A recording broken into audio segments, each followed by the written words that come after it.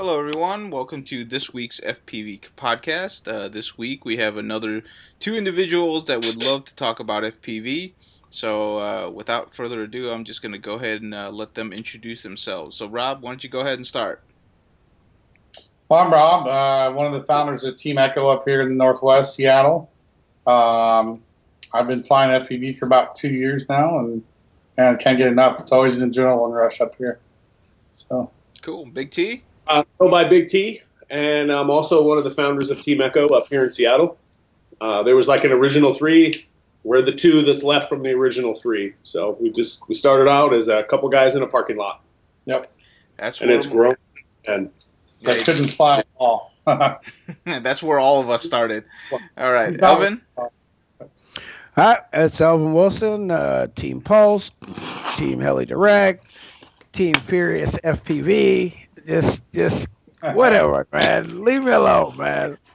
A sad dog that can't wag his own tail, baby. That's all it is. That's all it is. Yeah. Any more? Come on. There's got to be a few more. There's more, but just check me out. Okay. I'm sorry. Turn the corner and I'm there. I shouldn't Team tease Spectrum. him. How's that? Yeah, I'm sorry. Yeah, I shouldn't tease him, but he does have a lot of sponsors, which I should be jealous of. Maybe that's it. So this is kind of part of our community series. Like they said, they're from the Seattle area, so we get to check in on what they're doing in that region. You know, everybody has something that they're doing differently, and they're all developing their own brand. So let's just go ahead and get into it. Like, Rob, you said you've been flying for 2 years. How did you get started into that hobby or sport? Well, I started, actually, I've been in RC since about 95, racing buggies back in the day. Got out of it for a little while, and I started doing some rock crawling about 3-4 years ago. And a friend of mine, Cole, and we started doing videos and stuff. Just editing videos of rock crawling, and we ended up doing boats and planes. And we decided we needed a big camera platform. It was right when they were starting to get popular. So I bought what's it called? The flight tests. It's the one with the round plate. I can't remember what it's called. Electro Hub. Right. Electro Hub with the GoPro mount on it. I bought a GoPro, and I couldn't fly it at all. It was bad. What was the we didn't flight? have to beat it all. So Yeah. What was the flight controller software back then? I can't remember. I was using a multi flip. Yes, that's it. Yeah. Thing. So you It couldn't. was great. So you couldn't fly it, and what kept pushing you to keep going? So I was like, well, if you can't fly the big one, you do the same thing with planes, right? You get a smaller one, and you keep going smaller, and finally I end up getting a ZMR 250. I got it from some Chinese place overseas, and they sent me 2 small motors, and it wouldn't hover. And I finally got on FPV Labs, and I was like, let's figure out what's going on. I finally got it and started flying. And then I met this guy, and it just kind of exploded from there. So Awesome. So he just introduced you, Big T. So what's your story? Long time RC. I mean, I built my first sailplane in '91. Still have it hanging on the ceiling at home. You know, did like a gas-powered 3-channel thing. Did RC cars when I was a kid, so I've always been like an RC guy. Most of the stuff was hanging on the ceiling until FPV came out. I mean, as soon as I saw that you could put goggles or look through a screen and actually fly, that craft was what I had always dreamed of. And I bought the cheapest stuff off eBay, slammed it to a Mobius, and then the rest is history. You know, we've been flying now for years. yeah. Started with the plywood quadcopter that my buddy Paul down in Portland got for me. You know, it was like a Hammer Mini H with the plywood, and it bolted all together. Yeah. And those original videos are still on YouTube on my channel of us thinking we were going fast and something like this. You know, it was so cool to reminisce now and look back. And now you guys probably watched our latest video this morning, right? Yeah. Impressive. So Some good flying, good terrain too, man. I was looking at, man, where the hell did they find this spot? Jesus, But I hear there's some great shots, some great spots up there, out away from town. So yeah, Yeah, we have everything here. I mean, everything's within 2 hours. You want sand dunes, you want mountains, you want snow, you want water. Pacific Northwest, it's all here. So Yeah, it's true. Cool. Same here in Portland. You know, it's like 2 hours, an hour and a half to the coast to Lincoln City, 2 hours to Tillamook. You know, and then Burns Bend. You know, 3 hours, 4 hours later, you're all the way south and dealing with desert. You know, so it's crazy. Yeah, we have a core group of guys that we trust that we know they can fly, and you know. Which is pretty much the ones that came with us to the cliffs. But we take those group of guys and we go to places like you saw the flour mill on Harbor Island that we did. Mm-hmm. Yeah, just snuck in behind the fence real quick and did a few laps and snuck back out. See, that's the boys right there. That's right. I mean, yeah. Tell us, hey, you guys can't do that here. We're like, okay, we'll leave, no problem. But until they do, no. Right. We do that often. If you notice our videos, they're about a month to a month and a half apart because we have too much fun racing. But yeah, we definitely get around. We got some cool spots we're going to hit up here soon. So that's I'm awesome. looking. I've said that too here in Portland that I was looking for a group of guys that just like I give them a call. Let's go hit this place, right? You know, and no questions asked. Everybody in the car, you know, kind of. That's what I'm looking for. I'm looking for that group of guys. You know, everybody's got solid gear. You know, right? You ain't got to worry about nothing. I know. Huh? I'm like a skateboarder because you drive everywhere I drive around. I'm looking. I'm like, oh, I want to hit that. I want to fly that. Yeah. You know, oh, that's got a fence, but maybe I could get over it. You know, right? Yeah. Mm-hmm. Like I only got to stand right here, just about right. Just don't crash, right? Right. Yep. And if I go down, I just got to hurry up and go get it. We get extremely lucky though. Sometimes, like we went to go fly these cliffs this weekend, and we were trying to figure out how to get close to it. And I started talking to some guy that was working on a fence, and he's like, "What are you guys doing?" We're like, "Well, we're flying." I told him we were flying planes, right? Because that's how you approach people that don't know about what we do. And I said, "He's like, planes." He goes, "The one with all the propellers?" I'm like, "Yeah, that one." The one with all the propellers.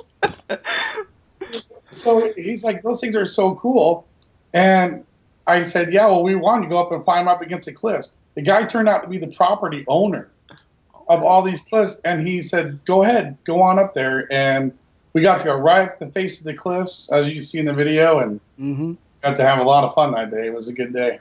So, now, were you stressed out because had you crashed into that cliff, you might not ever get that back? We had one of our friends. I think he goes by Mad Props. He lost a couple of quadcopters up there temporarily. We were able to get it, but it was on top of a 600-foot cliff. I was about to say, it's like, where are you gonna go get that?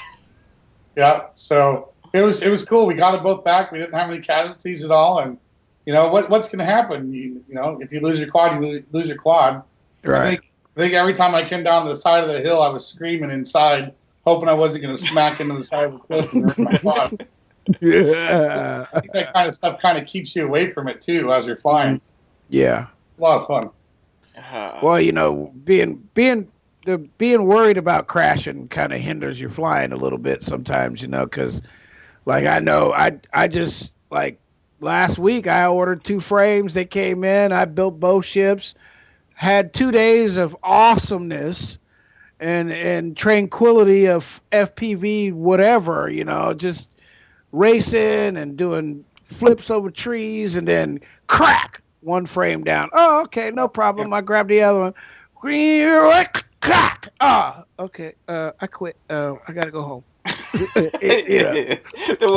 Sorry, you had to go because you got nothing else to fly. Right.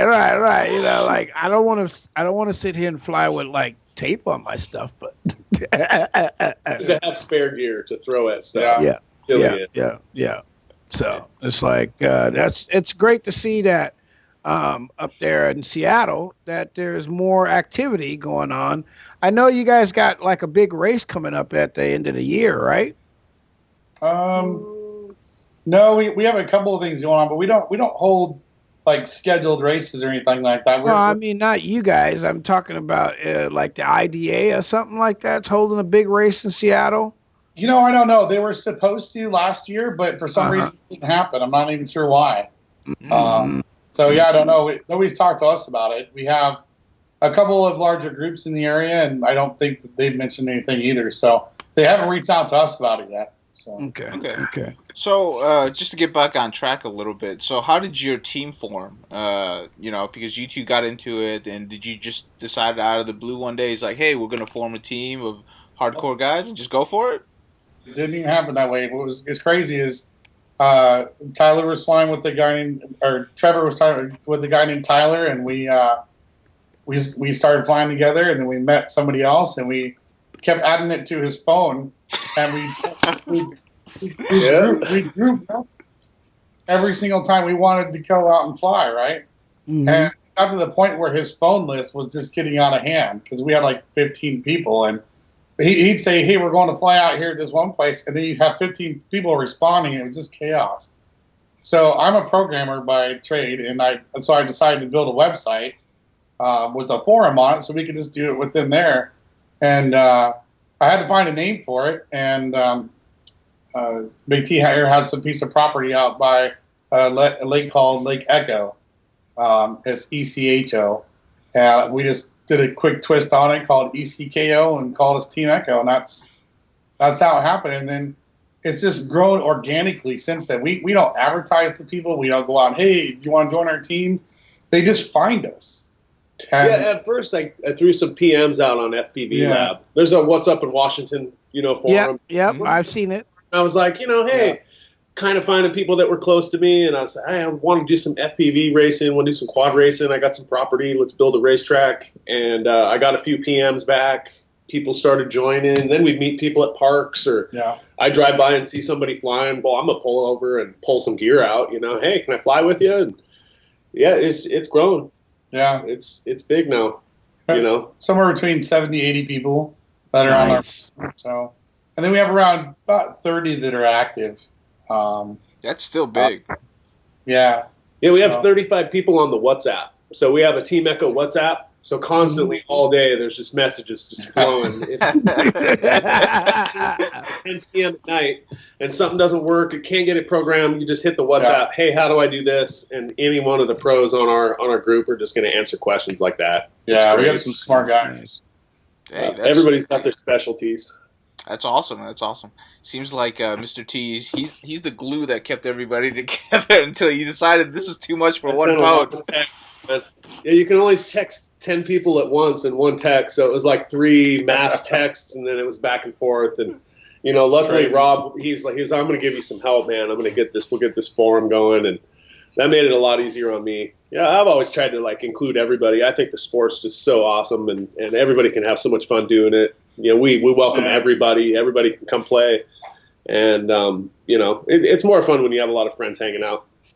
We had a friend of ours, Chad, that's he's an excellent pilot. And when we first started and we first met him, he's like, "Yeah, I want to be on your guys' team." And I'm like, "Well, you already are because you're flying with us." I mean, at that point, we really didn't have a club. We didn't have it was just it's what we called our website, really. Mm-hmm.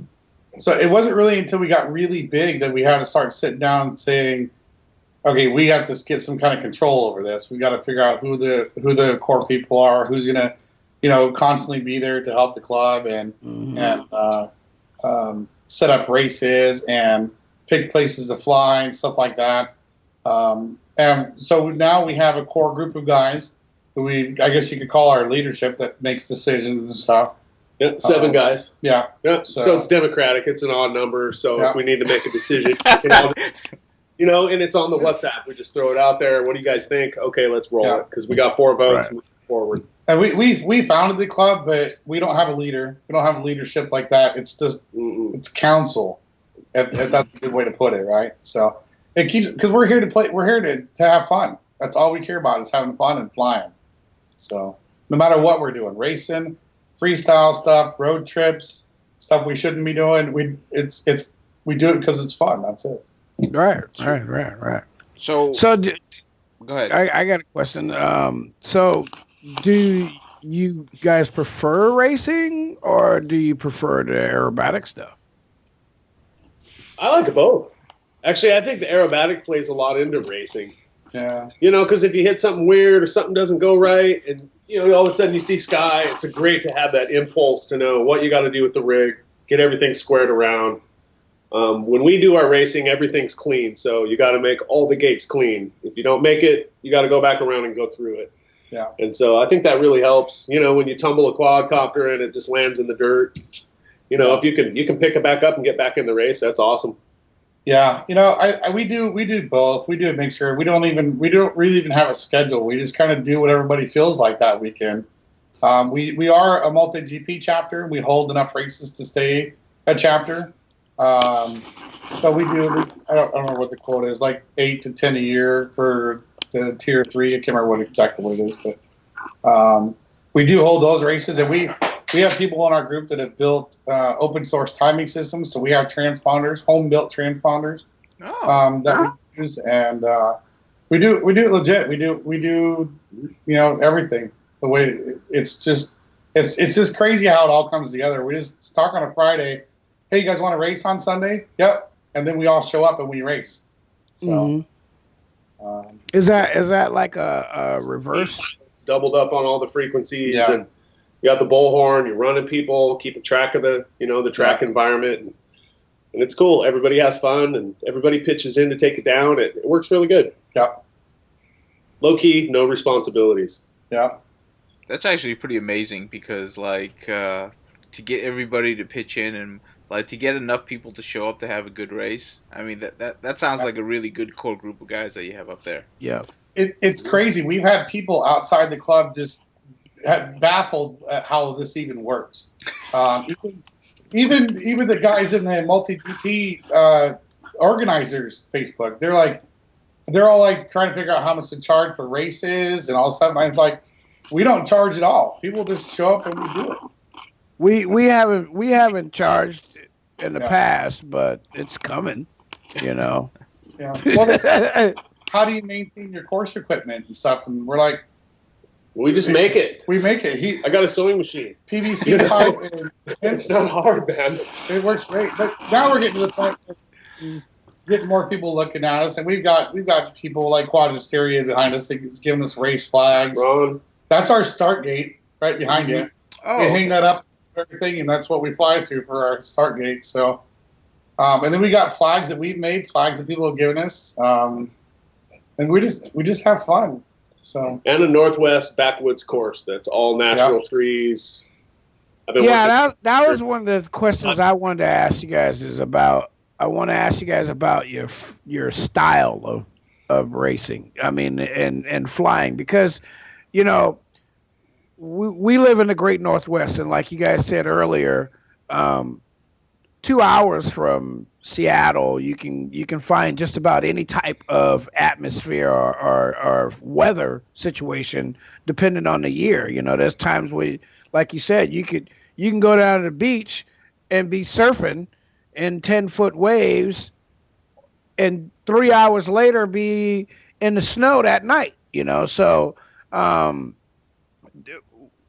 I want to talk about flying styles across the nation that is like kind of centered toward their Pacific area. Like you go to the Nevada guys, they got a lot of open area and great cliffs and stuff shots, but it's more, their racing is more of a fast undulating kind of racing, where up here we have trees, and we have a lot more trees and compressed areas where we have to dodge trees, and we use those as part of the flow of the type of racing.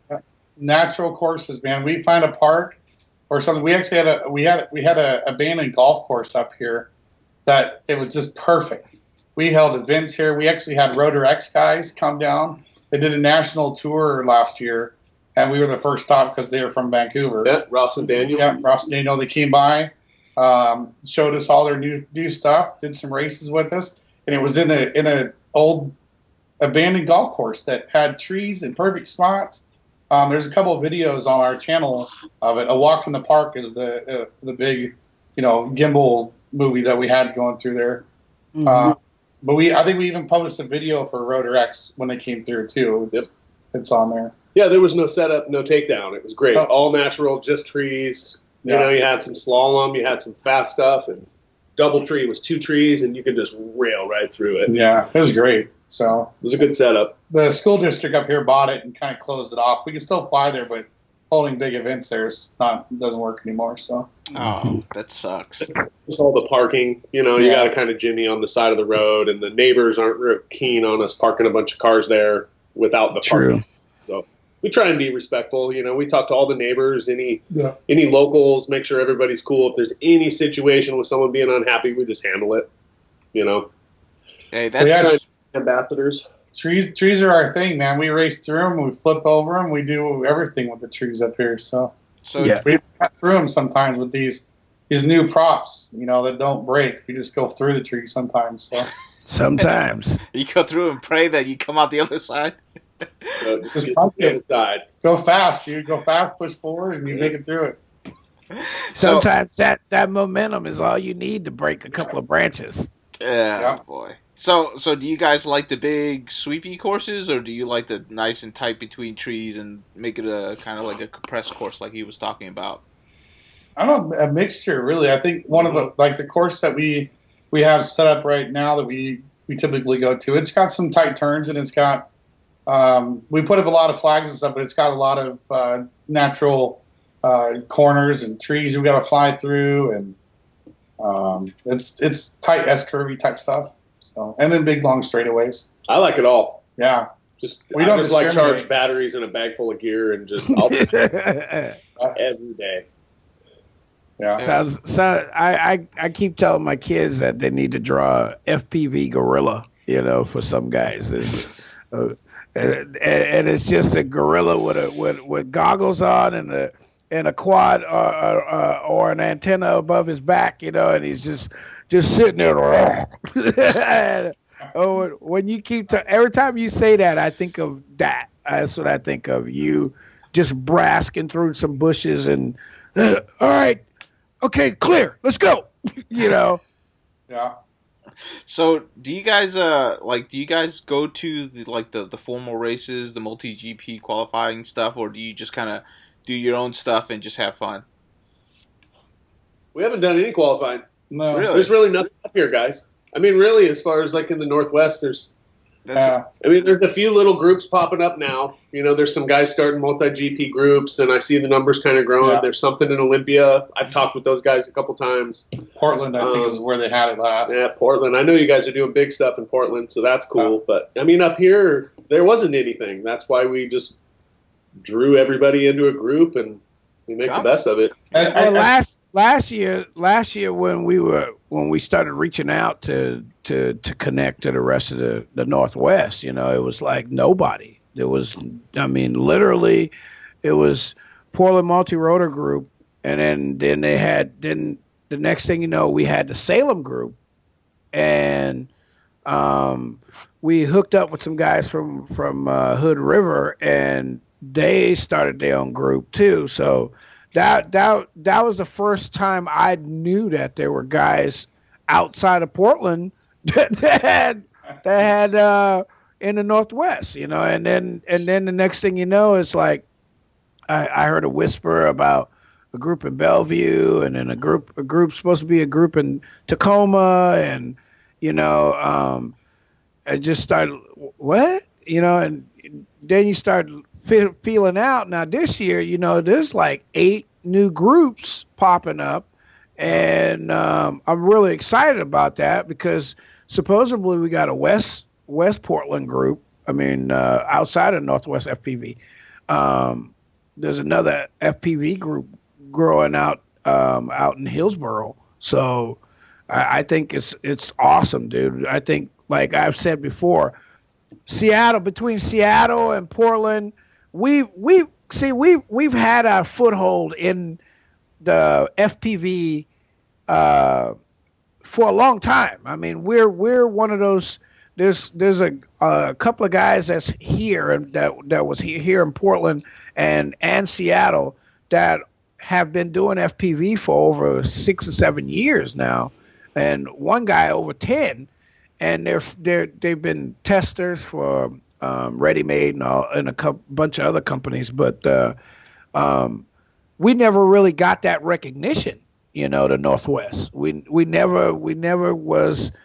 Nobody knows. What happens. Like we have Intel up here, right? We have Microsoft up here. We have some of the greatest minds up here. We have solved some of the greatest problems with multi-rotors, and we don't get the Northwest doesn't get enough recognition. You just don't get enough love. Speak about recognition, right? I recognize you now. He was down there at Filthy's. Oh, you were at Filthy's flying at Battleground. Remember Battleground? Trevor and I were there. We had the big white van. The fly-in last August. That's right.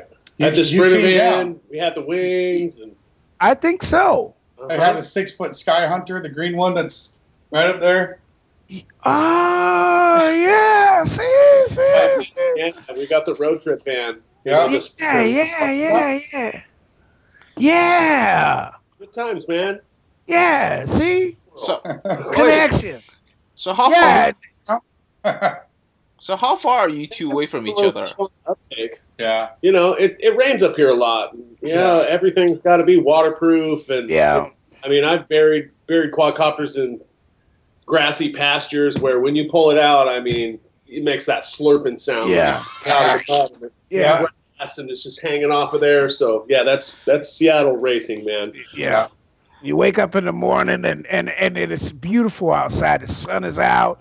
It's beautiful, and you take off and you run one battery. You run back in the house and grab another. And you turn around. Fuck. Yeah.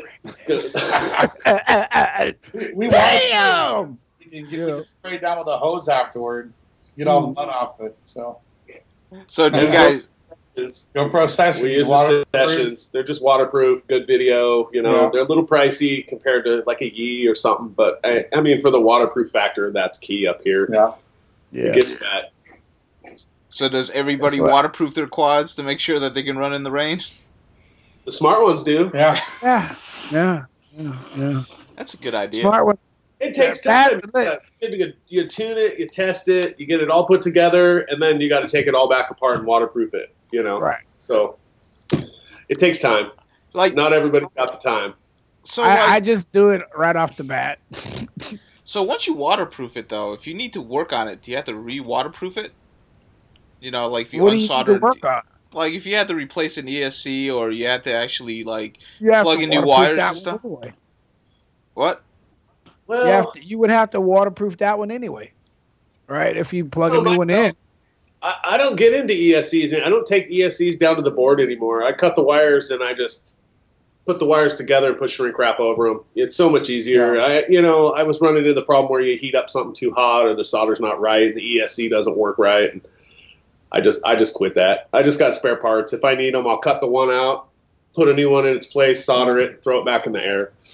And everything's so durable now compared to when we started. Yeah. As far as reliability of gear and taking a tumble or smashing into concrete, there's not as much service anymore. It's just throw batteries and start the camera. Right. It's getting to that. We talked about this with some other guys. We're still in that beginning of the plug and play, the actual plug. We're getting almost there, right? You can buy a KISS, you can buy this, you can buy all this stuff, and you can plug it all in, and you can say, okay, you give me your settings, and bloop, and it'll work. Yep. For the most part. Part. Everybody flies a little different, so it's you're gonna need to tweak it. Right. Yeah. Yeah. For the most part, what Boris did with Betaflight saved me so many headaches, man. I'm not a tuner. I'm the guy that takes a quadcopter. If it's 90%, I'll fly around the rest and just fly as hard as I can with it. So, right. But with Betaflight, it's a godsend. So thank you, Boris. We have guys on our team though that actually talk in refresh rate. So these guys they know their stuff, and so if we ever hey, how do I make my quad do this? Or just CLI this command, blah blah, and they're like, okay. So we don't. It's nice to have these kind of people on our team too. So Yeah, that WhatsApp is cool. For teams, that's a great way to communicate. If you got a WhatsApp, even just like a tech forum for WhatsApp it's instant, it's fast. There's hundreds of messages that slide past every day, even with our 35 guys on there. Yeah. And any question, it's always answered. Our forums took a hit. So the traffic on there is not as much anymore because we're all talking throughout the day. But on WhatsApp. So our forum, we had to keep putting, everything's happening on WhatsApp now. The forum's kind of dead. Sorry. It takes so much more time to go to a forum and load it and look. And the WhatsApp, if you got an Android phone, you'd be split screen. So you got YouTube videos rolling and you're talking to your buddies on the chat. It's great. Works out well. So it works good. Yeah. So it sounds like you guys are pretty happy with just like the loose style that you have. Do you guys ever actually plan on getting more organized to compete in the national races, or you just want to roll the way you are right now? I think really we don't have the motivation to do that. It's really not that honest. I mean, it's more because of the fact that we know how much hard work it is. Mm-hmm. We hold races. We hold races for 20 plus pilots. We know how hard the work is. We all have families and kids, and we don't want to commit that kind of time. Totally hoping that somebody else is going to pick that up. We'll come race it on their courses and stuff. But as a team, I kind of see this more, not to throw a cliche out there, but more like a team black sheep. We're out there just, having fun, taking videos, and just. That's what we do. Hanging out. I mean, who wants to do insurance and a venue and scheduling and it's a people lot. Deal with all the drama because you can't make everybody happy all the time. There's always people who aren't happy. Who wants to babysit? Look, we're all a bunch of grown men. We just want to fly. So hey, we're gonna fly over here at this place Sunday morning. Be there at 9. You want to race? You know where we're at. So right. It is grown. I mean, we've got 60 to 80 people right now on our forums, and so many active people just on a daily basis that we never run out of people to fly with. So that's all we care about. 50 people in the multi-GP, like 50 pilots in our multi-GP. That's good. That's good. Why would you want any more than that? I mean, really, unless you want to run the business and put the time in and take the responsibility. But man, I mean, I got a whole life besides FPV, so. Yeah, we agreed. We talked as a group. We said we don't want to do all that. We just want to continue doing what we're doing. And I think the model's sound. Yeah. I mean, because it's fun. It's low key. There's no drama. We just set up gear, race tough. It's more for bragging rights and good times, and it works. Yeah. No. But that's good. There's a feel for that though. I mean, you basically you're saying you want to continue to be ground rooted. And not turn this into some kind of drastic business or, performance show, because that's where all of this is going. I mean, we all see that coming in the end. I mean, it's the dream that we all really have is to be able to see, to pop on the YouTube. I mean, pop on your computer or your phone and log in your favorite pilot racing in a 500 lap race or, some tough terrain, and, like right now we just got air gates, right? Soon we're going to have vertical gates. We're going to have vertical air gates, right? Where you go in and you go straight up as fast as you can. Then you stop and you go out as fast as you can, right? Those are coming. So it's just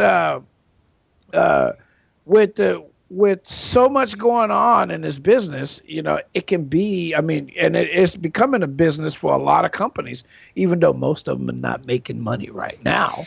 Right. But there is money on the table up here in Seattle. For someone to take it and run with it. There's money on the table to be had, but it's too much work. Yeah, for us. Not for me, man. We're and our guys are all on the same page. We like what we do, and we're doing it right. We're doing something right. We've got 2 team pilots for Quadristeria, right there. This guy, and then another team member of ours. He's not a team sponsor, but he gives us gates and flags, and we're constantly working with him. He came and flew with us in our last video. We have people reaching out to us. You guys reached out to us, and we didn't. We've never done this. Is our first podcast. We've never done anything like this before. And then we just Progressive. We just finished talks with Progressive RC. They just sponsored our entire team. Awesome. So, yeah, and so we'll represent them just like we do everything else, and going to continue to do it and have fun. So yeah, and I like it. I like that feel. You know, that ground roots base. Yeah. Let's. It's about the community, the group. You know. Definitely. When it gets so serious, it takes away from the flying. You know, there's less time for flying and more time for crying when all that racing and headaches and everything starts happening. When it's too serious, there's going to be people crying and then, let's race, let's fly, let's burn batteries. That's why I only do an edit for the team once every month or two, because it takes me days to do it. As you guys know how editing goes. Oh yes. It takes days to find a song. It takes me 3 or 4 more days to clip everything. I want to go out and fly, so I only do it every once in a while. So no, that's good. I totally agree with if you want to stay grassroots and you be true to who you are, that's how team members stay together. Because once you start changing into something that they didn't join, that's when like what Big T says, people start losing interest and they start cutting out, which that's terrible. So, like you said some interesting things. So, are you the only one, Rob, that actually does the YouTube editing, or is it like a group effort? No, on our Team Ecko YouTube channel, I do all the editing now. And then I do my videos for Quadristeria, Team Pilot stuff. Yeah. I do edits for Ron and. Yeah, each one of our team pilots that have a YouTube channel we put on there is on the side there. I don't think we have everybody on there, but a lot of them are on there. Okay. And they all do their own stuff and their own videos and do their own edits. But for the team, I do all the edits for it. So. Okay, so like anything that's related to the team, you do the edits, but each individual pilot is responsible for their own flying videos if they want to. Right. In the team ones, like I got. The last video that I just did that I released this morning, I got requested because the footage was so cool. I got requested to do a raw video. So there's probably going to be an hour's worth of footage that we're just going to put up there. Of hitting cliffs and just you name it, dude. So that'll be a different one for me. But yeah, that's really all we do. We just get clips from everybody. I think I had to sort through 6 or 7 different pilots' videos, just randomly finding clips and cool shots and hitting it with the music, and that's what we do. Look good, man. Dropbox. Looks great. Looks Dropbox, great, man. You did a good job. You did a real good job. Yeah. So, hey, walk me through like how that all went down for the cliff video. Did you just WhatsApp, hey, we're hitting the cliffs? People responded, and you just drove out, or? I think one of our team members, Matt Props, the one I talked about, he dropped a pin and said, "Hey, we should go fly here." And I think a few days later, we're like, "Okay, well, yeah, let's go do it." And we posted it up, and we made a big event out of it, and told everybody on our Facebook page. And I think we got like 6 or 7 pilots. The owner of Quadristeria came out there with us, and we just hopped in the car and went. We knew we were going there for the day. We all met at Starbucks Saturday morning and waited for everybody to show up and took off, drove the 2 hours, got some lunch at a Fred Meyer, I think, and then just went. We knew where the cliffs were, right? So we just drove out there and we decided to find the best spots, and we did. So it was kind of short notice, too. I mean, it wasn't like weeks or months out to plan. I mean, it happened like all within a week. They're talking right now of a new place that they want to go fly, like on our WhatsApp right now. That's why we're both looking at our phones. Yeah. They're talking about, they probably want to go hit it. It looks like they might want to go hit it in the next few weeks. So we're like, all right, cool. That's the way it works. It's all organic, man. There's no planning, really. But it works so well that way, so we let it go. We don't change it. I'm telling you, there's some magic mojo working up there because it doesn't work like that in any other place that I've talked to. Not all the time, right? Honestly, I think it's because too many people want to run things, and there's not a single person here that does anything like that. So that's just we all run it. We all do nobody's in charge. Yeah, it's all just a co-op. It's cooperative and friendship and just hanging out, and it works. It's like, hey, you want to have fun? I'm having fun right now. It's because he has a beer in his hand. Yep. Long day at work, guys. So, like right now, in terms of 2016, what do you like? Like, I guess you guys fall closer to the hobby side of what we do in FPV. Is there anything in 2016 that you're really excited for that's coming down the pipe? Yeah, we got a couple of things. So we're working with a media team that has a YouTube guy that has 700,000 followers. That's a lot.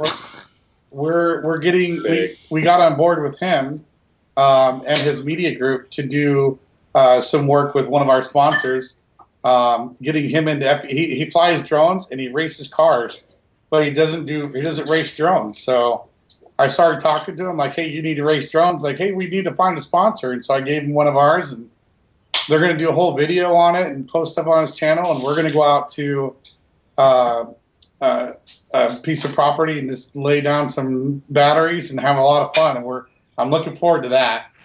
Awesome. I don't know when it's going to be. Probably towards the end of the summer. We're not sure yet. We're definitely we're talking about taking a camping trip back to the cliffs. So that's going to be fun. And then we have International Drone Day, which is May 7th, as you guys might know. One of our friends is the team captain for the Seattle International Drone Day. And he's asked us to take the lead on setting up an FPV racetrack. So we'll be doing that here May 7th. So. See, you're and fly-ins, and we'll be a battleground. Yeah, there's talk. Filthy has done one now for a couple years. I've been down there 2 years in a row to battleground. Yeah. We'll be there again. And what's battlegrounds? Oregon. What's that? Sorry, what's battlegrounds? I'm sorry. Battleground, Washington. Yeah. It's about 30 miles from me. That's where we met this guy. Right there. Yep. So I forgot. We do a trip down to Oregon too. We go to Enterprise, Oregon. Have a friend down there that I met on FPV Lab, and we go fly the big stuff, long range. Yeah. You guys go down there a lot too. Yeah. It's a good time, man. And that's the do gear like that. You don't break up like that in town. You go for a ride and you camp for the weekend. Just wake up in the morning and roll gear off a plateau. I mean, I don't want to talk about distances and heights, but it's out there. It's a good time. So you guys are big wing and airplane flyers too, or gliders too, right? Yeah, I like to fly wings, man. I mean, if you guys saw me fly, usually I get down in the chair like I'm a zombie. Some guys want to stand, some guys want to sit up straight. I mean, I'm all slouched out like this with my goggles on. Oh, look at that! Now that's a big one. I can do that for hours, man. That's long range. It carries 10,000 Mach. Woo! Fly for about an hour and a half. Wow. I got seven and a half, almost. 7.5? Yeah, I like the wings. I fly wings. That's my favorite. I do quadcopters because all these guys do, but I like to fly wing. Yeah. I like the flight time. 2-3 minutes on a quadcopter. Yeah, you got to feed fun. it. Yeah, it's fun. You throw one battery in a wing, and you can go fly all through the valley, all over, left and right, up and down, half-hour flight. Rip so it. Relaxing and it's cool. Yeah. Rip it. And flying inverted. Nice and low. Last year at Battleground, I was, flying my wing through the gates. The quadcopter gates. I remember that. Yeah. And it's all APM. Like, you can just take your hands off the controller, put it on autopilot, have a sandwich, drink a beer, and then get the goggles back on and keep flying. So, right. I got to get into wings. You guys make it fun. See, that's fun. So, is Battlegrounds an event up in that area? Because I don't know about it. I didn't invite. Yeah. No, it's I forgot the guy's name.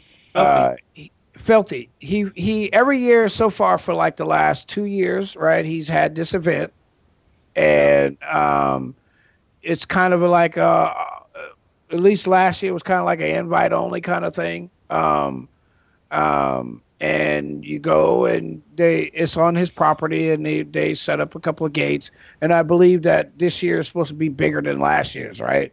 And we brought down all the gates last year for the most part. Yeah. And then that's when I met the guys that run the Olympia Multi GP. I met them down at Filthy's. They brought some more gates, and we just had this.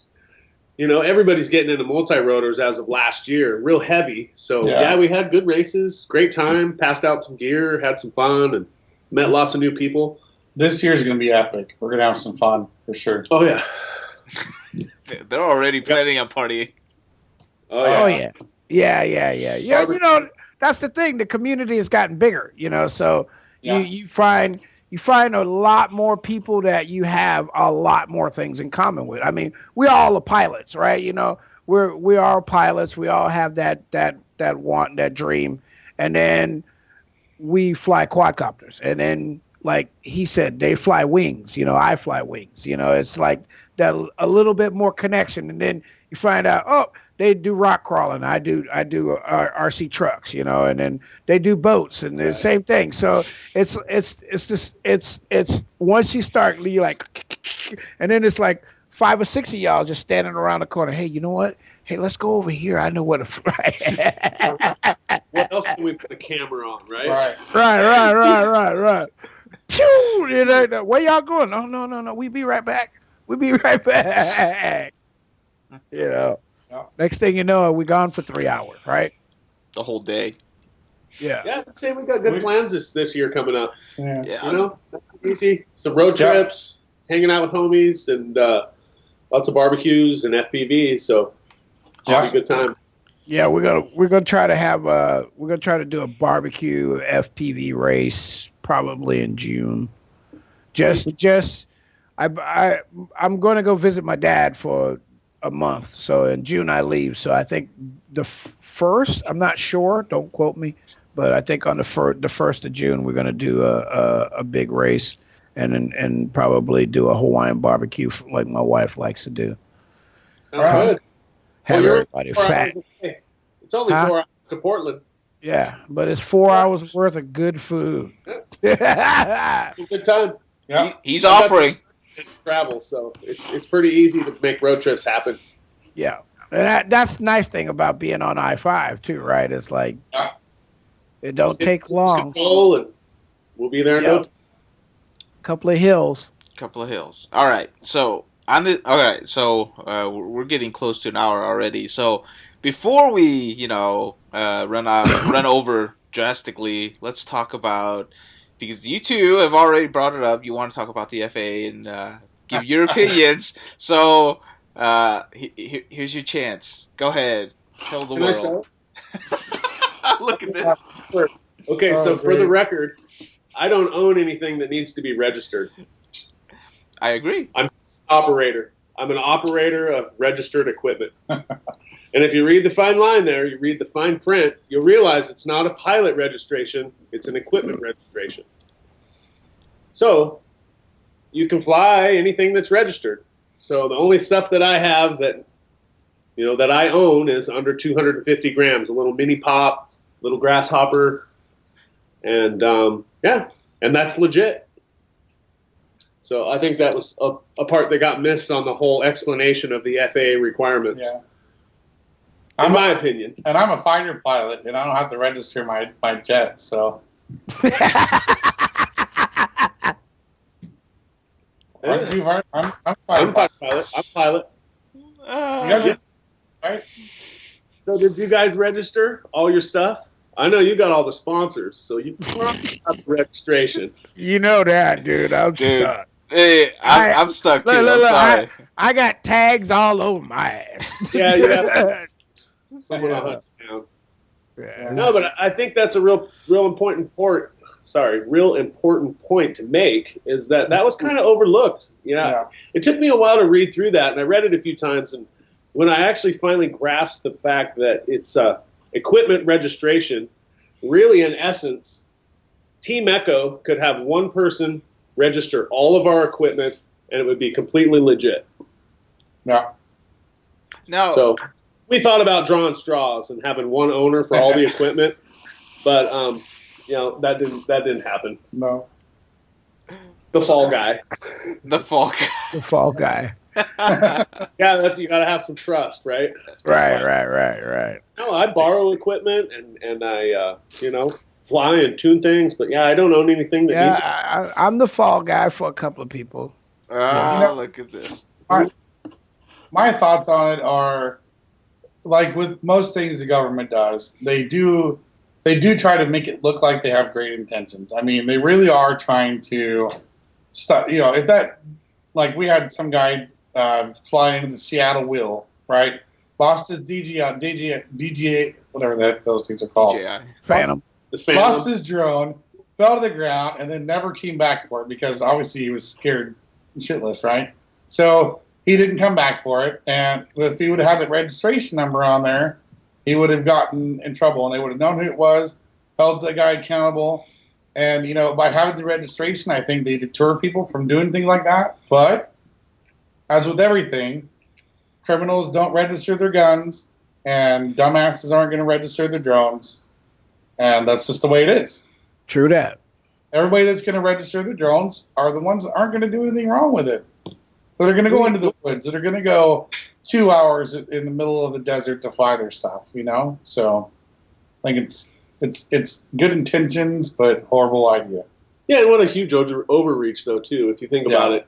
The inflated numbers of the sightings are close calls, and you'll push it through on an emergency executive board decision, and is it really law if it's some emergency executive board of directors making rules for everybody? And after reading it, I didn't want any part of it.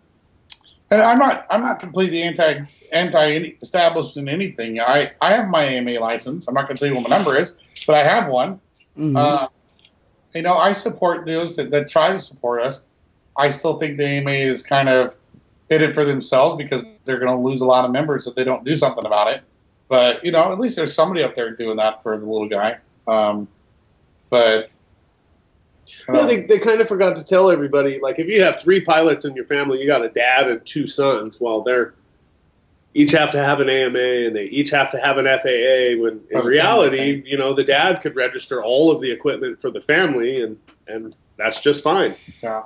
That's even on one of the AMA training videos is what happens if, you're training people or people are using equipment or borrowing equipment. Do they have to have their FAA number on that equipment? The answer was no. It just has to be someone has to register the equipment. So it has to be their number on it or something. It just has to have a number. It has to be registered equipment to be in the air. And the pilot has to have that registration. Yeah, you have to have a copy of the registration with them. That's it. Hey, Elvin, what's your number again? Tell the world. One person in the country could register all of the whole equipment in the whole country, one guy. So I just thought that was a little disingenuous, which is why I protested and decided not to, not to cooperate. So mine's ID10T. You heard it, folks. We can talk about Ron's thing too.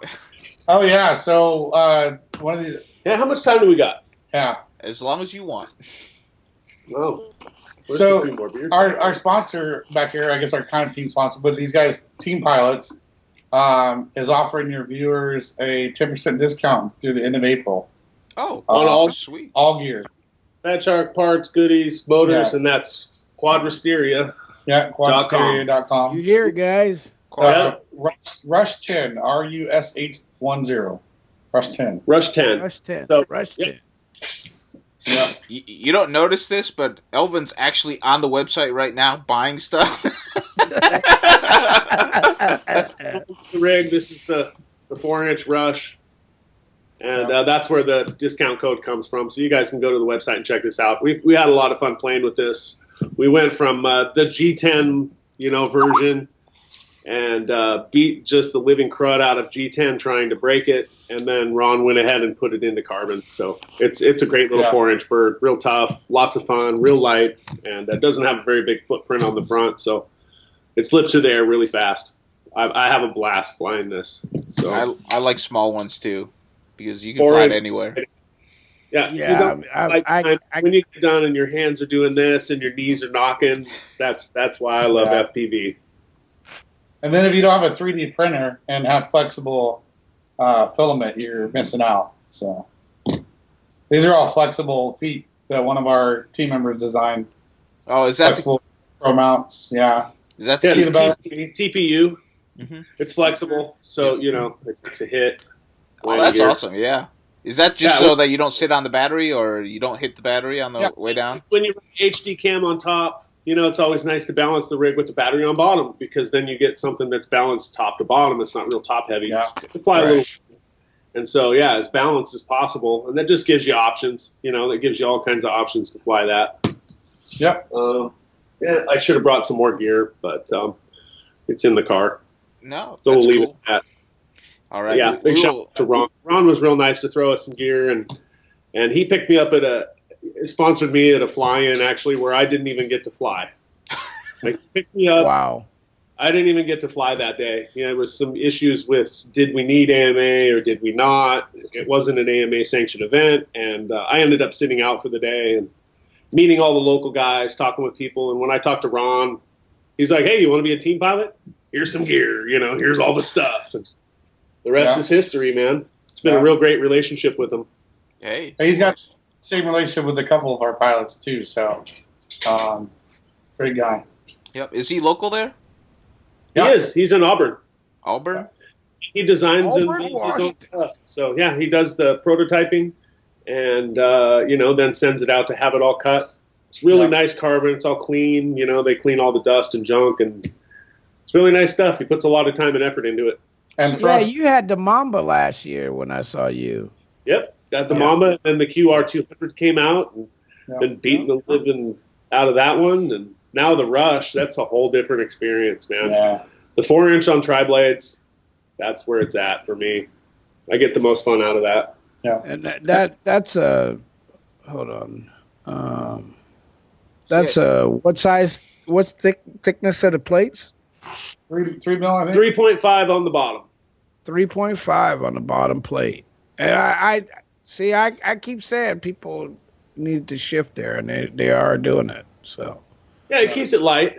yeah. And, a unibody, you always run the risk of breaking something, especially when you fly at the edge of breaking things. It can happen. Now, I've smashed mine into the concrete, cars, woods, trees, and I haven't had any issues with it. It's been great. Yeah.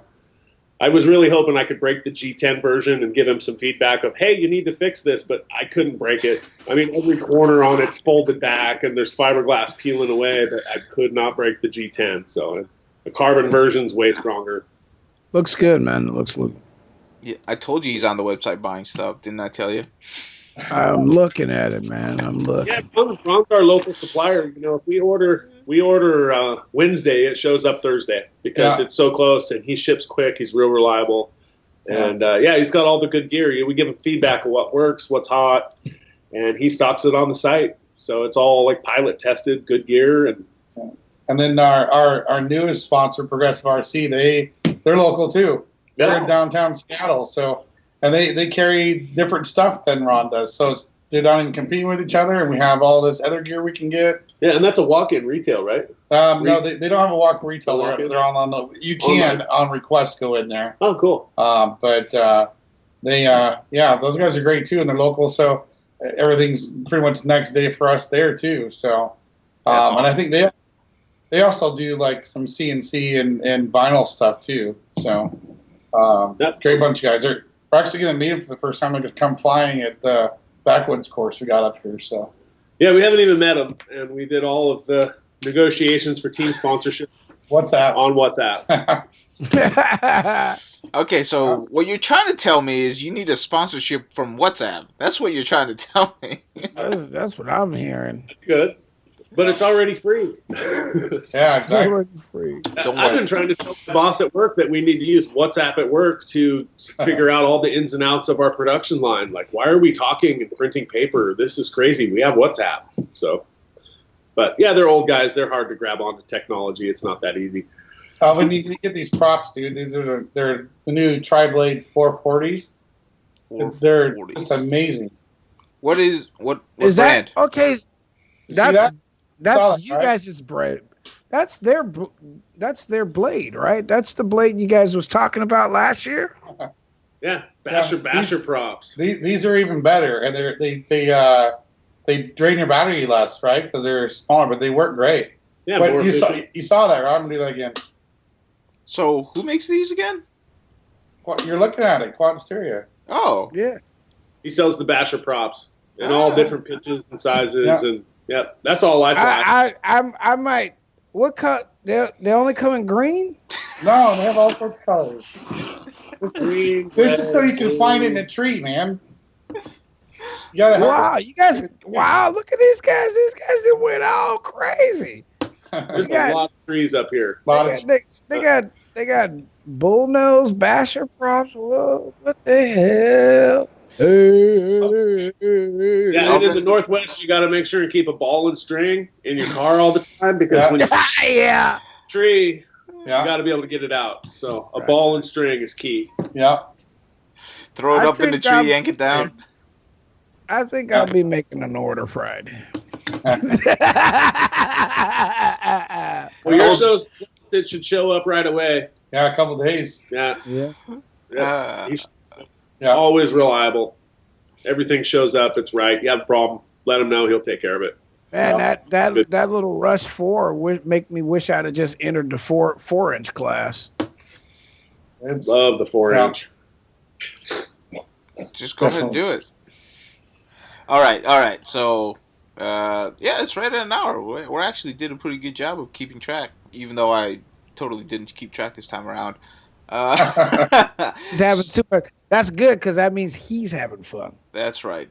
So let's go ahead and start wrapping up. And even though you guys already kind of talked about your social media accounts, go ahead and just tell us and where we can find you on the internet. Rob, go ahead, start off. So most of our stuff is linked off of our website. It's just teamecko.com, TEAMECKO.com. And then we got links to our Facebook, our YouTube, the forums if people want to join. We have links to Quadristeria. And I think we're waiting on our new sponsor, Progressive, to get us some artwork. We'll be putting that up there too. And then we have our Team Ecko Facebook website that we use. Mm-hmm. And I think that's about it for social media right now. Yep. And then, of course, on our YouTube channel, on the side, we have all our individual pilots' YouTube channels as well. All the ones that we've gotten from them. So. Yep. Cool. Big team. And our group, like our WhatsApp, it's a private deal. You know. Yeah. It's not open to the public. Come out and meet with us. I think he got a couple people interested just while we were talking to come join the group. Yeah. And come on out and meet us, and we'll get you signed up on the WhatsApp and join the multi-GP, whatever you want to do, come out and race. Awesome. Mm-hmm. So, Big and T. As far as contact stuff, what he said. That's easy. And he'll send you a link for my YouTube. You can put it at the bottom of the video. It's all on there, Big T. I like that. Big T. Even though I probably said that wrong a few times during this episode. I apologize for that. I think mine's is Madness backwards, so it's like SS, I don't know how to say it, but Madness backward FPV. And they make us work at it. I know, right? On YouTube, yeah, because everything's taken, so it's too complicated. I know. Blah, blah, blah. Yeah. Just look at the link below the video. I think if you search Team Ecko on YouTube, you pull up some kind of a dancing team. I can't remember exactly what it is. Right. What are you going to do? You sure you guys won't be doing any dancing together? I use my name. I guess there's a guy that has my name, and he's like one of the best clog dancers in the country. Right. So I don't use my name because I'm not a clog dancer. Yeah. It's tough, man. If you don't get your stuff out there first on YouTube, you just get buried underneath the popular guys. And that's it. Yeah, it's forever taken. Awesome, man. It's still successful for us. That's worked out good. Yeah. So it's easy to find us with TeamEcko.com. TeamEcko.com works for me. I appreciate having you two on here. I mean, it was great talking to people over. Actually, we talked to people from Hawaii, but you are the furthest in the Northwest that we've gotten a chance to speak to. So, any final questions, Elvan, before we wrap up for today? No, man. I think I I want to say continue doing what you guys are doing. If it fits and it's working, and see you guys at Filthy's. Yeah, we'll see you in For Battleground, man. If that Definitely. doesn't happen, I'll reach out and we'll invite you up or something. We'll have a good Yeah, time. yeah. You know, like I said, I there is a couple of things I got to do. You know, leaving the city and leaving the state a couple of times this year, and so if I'm at home and I'm able to come up to something soon, because my hand is healed now. I broke my hand just before nationals, so I've been crippled pretty much racing for like the last year, and now everything is good. Hand feels good. No more sore thumb, you know, moving it around. So I'm really happy about it. And the doctors cleared me. So it's time to get back ready to racing and meeting everybody and being outside. Awesome. Yep. And Yeah, we will. thank you. Mhm. Appreciate it very much. Yep. And we will end on Elvin's big excuse alert for 2015. Oh, Take care. Keep flying. peace out.